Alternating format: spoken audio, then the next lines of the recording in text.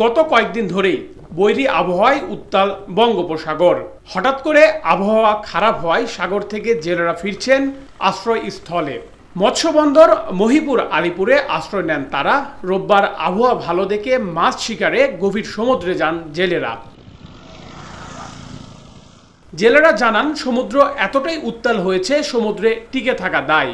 এমতো অবস্থায় প্রাণ বাঁচাতে পাড়ি জমান কিনারায়, ফলে মাছ শিকার করতে পারেনি অনেক জেলেরাই। সাগরে বৈরী আবহাওয়ার সময় নিম্নচাপ সৃষ্টি হয়েছে, সাগরে মাছ মানে নেই, জালে দুর্গম অবস্থায় আছে। মাছ ধরতে গেছি অনেক ভয়াবহ, আমরা টিকতে পারি না, সেজন্য ভয়াবহ আমরা তুলে উঠেছি। আমাদের খুব জালে নিয়ে পড়তাম।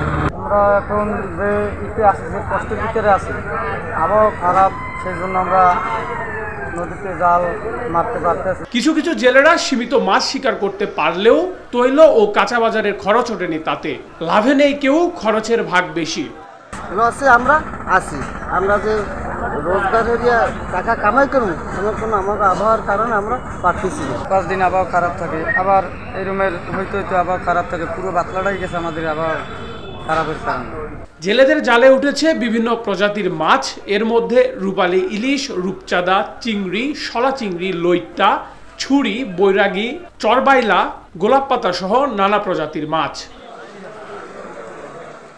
মাছের পরিমাণ কম থাকায় মৎস্যবন্দর অলীপুরে বাজারে 40,000 টাকা মনের ইলিশ মাছ বর্তমান বাজারে বিক্রি হচ্ছে 53,000 টাকায়।